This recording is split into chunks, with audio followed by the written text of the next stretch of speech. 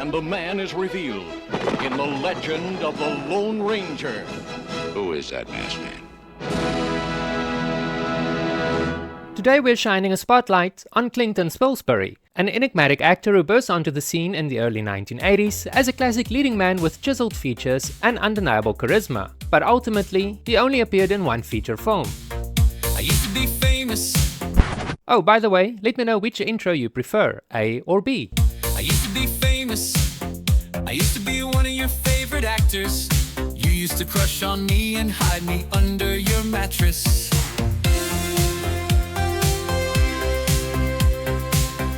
Spilsbury's big break came in 1981 with The Legend of the Lone Ranger, an ambitious reboot of the classic Western hero. Yes, there was a reboot before the Johnny Depp reboot.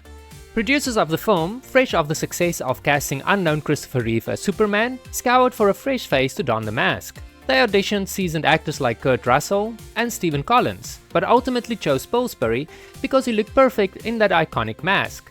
At only 31 years old, Spilsbury landed the lead role of John Reed, the Texas Ranger who survives an ambush, teams up with Tonto, and becomes a masked avenger fighting injustice in the Old West. The film boasted a stellar supporting cast, including Jason Robards as President Grant and Christopher Lloyd as a villain Butch Cavendish. When The Legend of the Lone Ranger hit theaters on May 22, 1981, it bombed, and it bombed hard, earning just $12.6 million domestically against its costs and facing competition from hits like Raiders of the Lost Ark. Critics panned the film, and the New York Times likened it to a bid for Heaven's Gate Hall of Fame, calling out its lackluster execution. Spilsbury's performance drew heavy fire for lacking passion. His voice was deemed too weak and oddly inflected, leading producers to dub most of his lines post-production with actor James Keach, who went uncredited. Spilsbury swept the Razzie Award that year for Worst Actor and Worst New Star, cementing the film's status as a notorious flop. Spilsbury vanished from the spotlight and never acted again, turning down interviews and living privately. So why did we forget about Klinton Spilsbury? Well, largely because of the film's epic failure.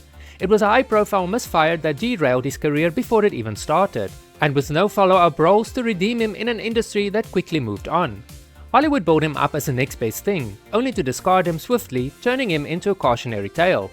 But we shouldn't forget about him, as he represents the bold risks of 1980 cinema, when studios bet on unknown stars to revive timeless stories, capturing the era's optimistic spirit amidst floppy disks, arcade games, and blockbuster dreams.